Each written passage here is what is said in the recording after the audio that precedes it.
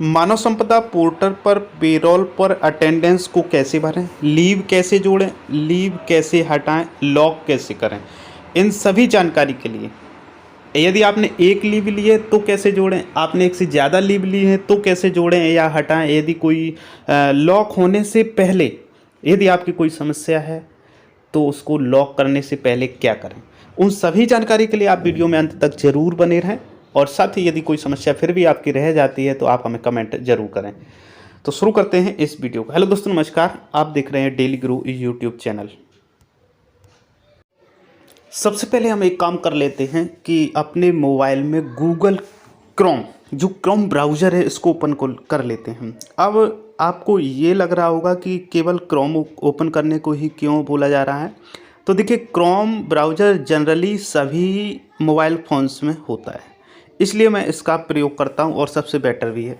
तो इसको सबसे पहले इसको ओपन कर लेते हैं। जैसे ही आप ओपन करेंगे इस प्रकार का पेज ओपन होगा।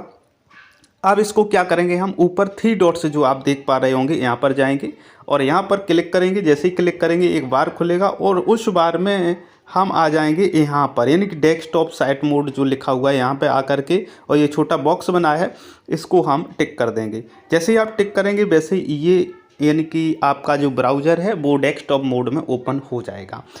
अब इसको हम क्या करेंगे, सबसे पहला काम ये करेंगे, सर्च बार में जाएंगे और सर्च बार में मानव संपदा लिखेंगे।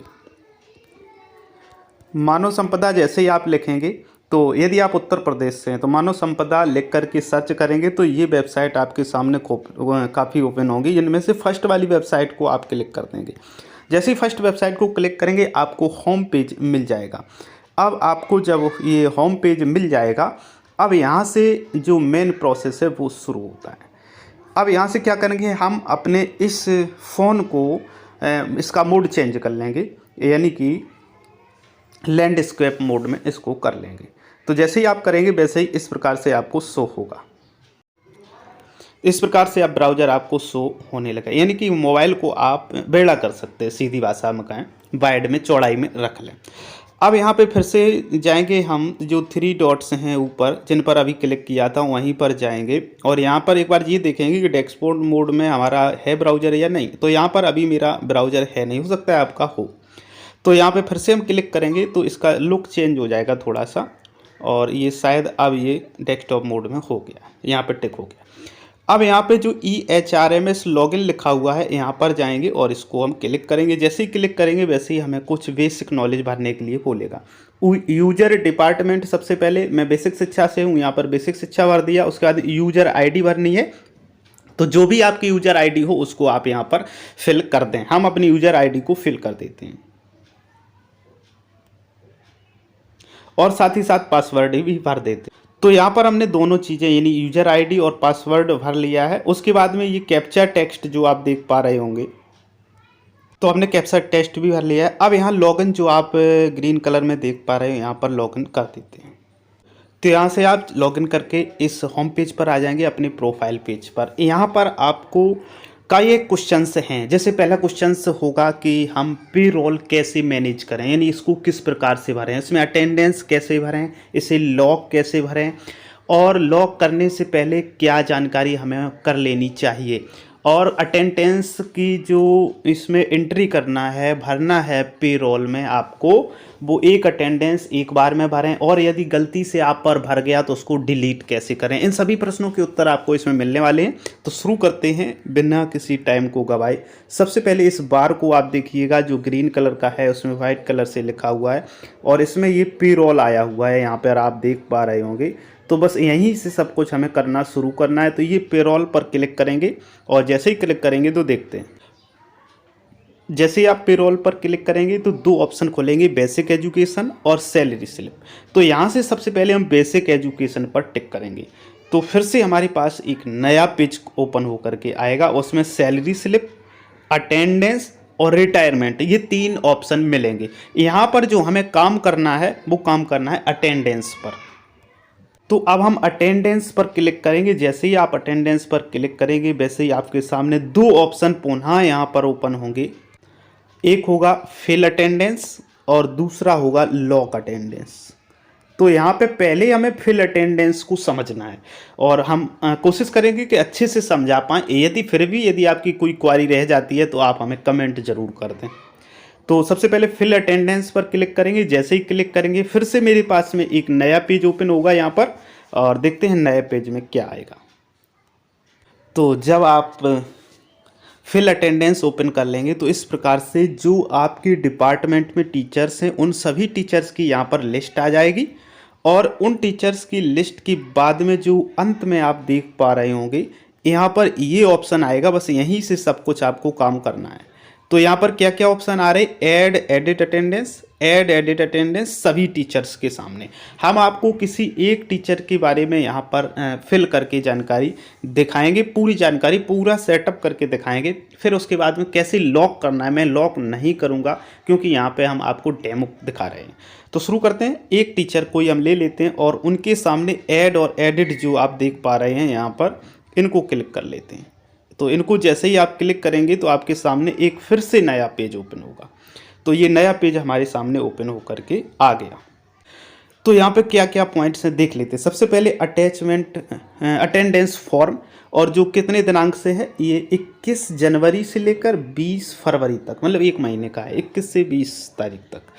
उसके बाद में एम्प्लॉय का नाम होगा, एम्प्लॉय का डेजिग्नेशन होगा, यानी कि उसका पद होगा। अब यहाँ पे आपको लीव भरनी है। सपोज दैट कि इन्होंने इन डेटों के दौरान कोई लीव ली, उसको देख लेते हैं।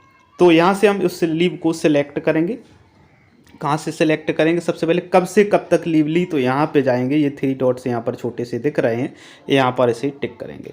जैसे ही टिक करेंगे, जैसे ही मेरे सामने ये डेट वाला कैलेंडर ओपन होकर के आ जाएगा। तो सपोज करते हैं कि इन्होंने छुट्टी ली थी 9 तारीख से, यानी कि 9 जनवरी से, और छुट्टी मान के चलिए एक दिन यदि ली है तो 9 से 9 कर दें आप। यदि 2 दिन ली है तो वहाँ पर आपका डेटा पूरा आपको पता ही होगा कि आपने कहाँ पर कितनी अवकाश लिए हैं। तो मैं 9 तारीख से चलो 10 तारीख तक कर ले रहा हूँ। तो यहाँ पे फिर से इसी कैलेंडर पे दूसरे वाले पे टिक करके यहाँ पर 10 कर देंगे। तो यहाँ पर हमने कितने दिन अवकाश हुआ, 2 दिन। तो ये आप देख पा रहे होंगे कि यहाँ पर ये 2 दिन का अवकाश लिख करके आ गया। ठीक है, अब फिर थोड़ा सा ऊपर स्क्रॉल करेंगे, यहाँ पर रीजन लिखा है, तो कौन सी लीव ली, तो इन्होंने कैजुअल लीव सपोज करते हैं, कैजुअल लीव ली, तो कैजुअल लीव यहाँ सेलेक्ट। उसके बाद लीव स्टेटस क्या है, क्या सेक्शनड लीव है। लीव को यदि अप्रूव कर दिया गया तो सेक्शनड लीव आप कर दीजिएगा, और यदि अप्रूव नहीं हुई है तो नॉन सेक्शनड। तो हम सेक्शनड लीव पर क्लिक कर दें। उसके बाद में रिमार्क की बात आती है, तो रिमार्क में क्या लिखना है, तो आपको किस प्रॉब्लम या क्या प्रॉब्लम थी, किसकी वजह से आपने छुट्टी ली, वो लिखना है। तो ये मैं लिख दे रहा हूँ पर्सनल कार्य, पर्सनल, सॉरी ये बहुत पर्सनल। तो यहाँ पर हमने ये पर्सनल वर्क लिख दिया, और यहाँ पर अभी ये कर देते हैं हम सबमिट। ठीक है, तो यहाँ पर ये सक्सेसफुली लिख करके आ गया। अब फिर से मान के चलिए इन्होंने एक और छुट्टी ली थी, क्या मानते हैं हम कि ये तो लगातार 2 छुट्टियां ली। उसके बाद में सपोज ये करता हूँ मैं कि इन्होंने फिर से छुट्टी ली, तो उसको फिर से अलग अलग आपको, यदि अलग अलग छुट्टियां, एक बार में 2 छुट्टियां हैं तो एक बार में आप फिल कर देंगे, अलग अलग छुट्टियां हैं तो उन्हें अलग अलग बार में फिल करेंगे। तो यहाँ पे फिर से ये टिक करेंगे, और सपोज करते हैं कि इस बार इन्होंने 1 दिन का अवकाश लिया, और वो अवकाश लिया 17 तारीख को, सॉरी 10 तारीख, जो भी सिलेक्ट हो गया, चलो 10 तारीख को तो नहीं करेंगे। इन्होंने मान के चलिएगा 10 अभी सिलेक्ट हो चुका है पहले, इसलिए नहीं उसको ले रहे हम। इन्होंने अवकाश लिया 15 तारीख को, तो यहाँ से हम 15 तारीख को, 15 से 15 लिया, मतलब 1 दिन का अवकाश लिया। तो यहाँ पे फिर जाएंगे दूसरे वाले, यानी कि लीव 2, इसे क्लिक करेंगे, और इसे क्लिक करने के बाद में यहाँ भी हम 15 तारीख को सिलेक्ट कर देंगे। इससे क्लियर हो गया कि 1 दिन का अवकाश लिया, और इसे आप यहाँ पर देख सकते हैं। और ये भी सपोज करते हैं कि रीजन जो था कैजुअल लीव का था, और उसके बाद में सेक्शनड लीव यहाँ से हम सिलेक्ट कर लेते हैं, और रिमार्क में फिर से हम जो भी आप चाहें लिख सकते हैं। तो सपोज करिए यहाँ पर हमने फीवर लिख दिया, और इसको सबमिट कर देते हैं। तो यहाँ से ये भी हमारा अवकाश सबमिट हो गया। अब आगे देखते हैं, यदि नेक्स्ट कोई मान के चलिए आपने मेडिकल लीव लिया, तो मेडिकल यदि कोई लीव लिया उसको कैसे भरेंगे, फिर से आएंगे जिस टीचर का आप फिल कर रहे हैं बहुत ही ध्यान से करें, कब कब छुट्टियां ली हैं आप एक जगह नोट कर लें पहले कागज में, उसके बाद में क्रम से उसे फिल करते जाएं। एक बार में एक अवकाश ही फिल हो, मतलब एक बार में जितने अवकाश लिए आपने, एक बार में यदि 2 अवकाश लिए तो एक बार में फिल हो जाएंगे, आपने एक बार में 1 अवकाश लिया तो एक बार में फिल हो जाएगा, आपने 4 अवकाश एक बार में लिए तो 4 अवकाश एक बार में फिल हो जाएंगे, उस हिसाब से आपको भरना है। अब चलते हैं, मेडिकल लीव लिया मान के चलिएगा, और मेडिकल लीव था सपोज, चलो यहाँ से कैलेंडर को सिलेक्ट करते हैं, मान लो 1 तारीख से ये मेडिकल था और 1 तारीख से ले करके लीव था आपका 5 दिन तक का मान ले रहे हैं, 5 तारीख तक। अच्छा, ऑलरेडी फिल्ड डाटा इसलिए दिखा रहा है कि हम ऑलरेडी इस डेट के अंदर डाटा को फिल कर चुके हैं, तो दोबारा उसे फिल नहीं कर पाएंगे। तो चलो दूसरा कोई सिलेक्ट, क्योंकि हमारी ये लीव कोई है तो नहीं, हम सिर्फ ऐसे ही सिलेक्ट करके डेमो करके आपको दिखा रहे हैं, इसलिए ये सब हो रहा है। तो चलो हम यहाँ पे थोड़ा सा लेते हैं, 18 तारीख से लेते हैं, और 18 तारीख से 20 तारीख तक सपोज करते हैं कि हमने मेडिकल लीव लिया 20 तारीख तक, तो ये 18 से 20 यानी कि 3 दिन आ गया। तो यहाँ पर रीजन ऑफ लीव, यहाँ पर हम मेडिकल लीव लिख देंगे, तो मेडिकल लीव आ गया। उसके बाद में यहाँ पर स्टेटस, यदि आपका मेडिकल लीव सेक्शन हो गया है तो सेक्शन कर दें, नहीं हुआ है तो नॉन सेक्शन। इसके बाद में फिर से रिमार्क कर दें और रिमार्क में फिर से एंट्री कर दें, तो हम मेडिकल लीव लिख दे रहे हैं। तो यहाँ पर मेडिकल हमने लिख दिया, और मेडिकल लिखने के बाद में इसे भी सबमिट कर देते हैं। तो हम केवल एक टीचर का ही डिटेल, ये मैंने कई एक मतलब 3 तरीके से आपको यहाँ पर भर के दिखाया।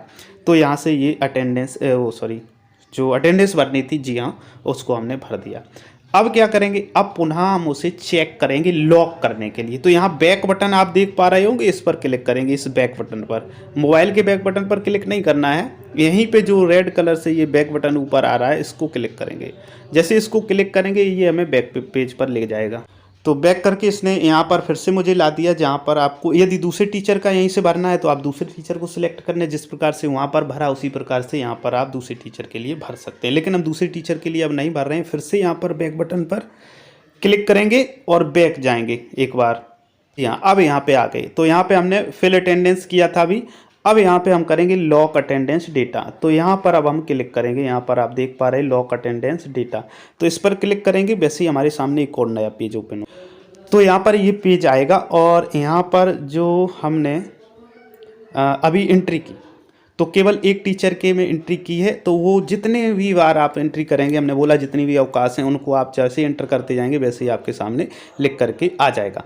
तो यहाँ पर सबसे पहले हमने 2 कैजुअल लीव किए थे, ये देख पा रहे होंगे। उसके बाद में 1 लीव की थी, ये देख पा रहे होंगे।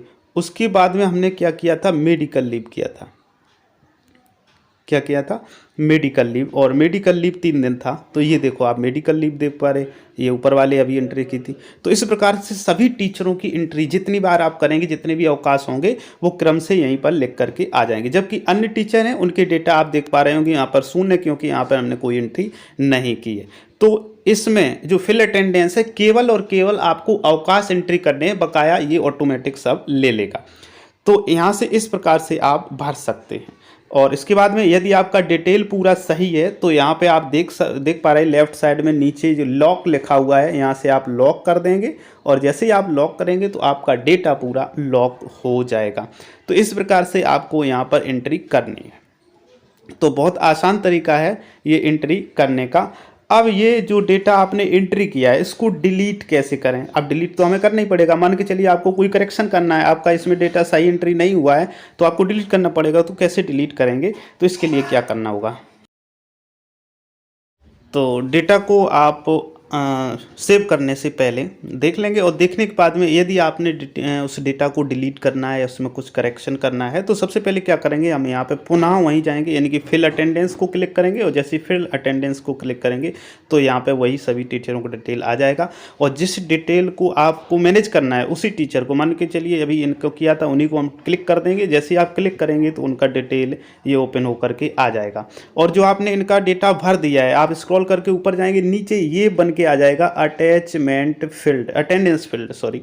तो इसको क्लिक करेंगे और जो भी डेटा आपने 3 ये एंट्री की थी, तीनों एंट्री यहाँ पर आ रही हैं। अब यहाँ पे आप डिलीट बटन जो पीछे देख पा रहे हो, उनको क्रम से एक एक करके डिलीट कर सकते हैं और उसके बाद में दूसरा जो सही है उसको आप भर सकते हैं। चलो हमें यहाँ पे डिलीट करना है क्योंकि यहाँ पर सिर्फ हमने दिखाने के लिए किया था, तो 2 डिलीट हो गए। इसके बाद में ये तीसरा भी डिलीट कर दिया। तो इस प्रकार से आप आसानी से अपना पूरा पेरोल मैनेजमेंट को भर सकते हैं। उम्मीद करता हूँ ये वीडियो आपको पसंद आया होगा। यदि वीडियो पसंद आए तो वीडियो को लाइक ज़रूर कर दें और साथ ही चैनल को सब्सक्राइब कर लें।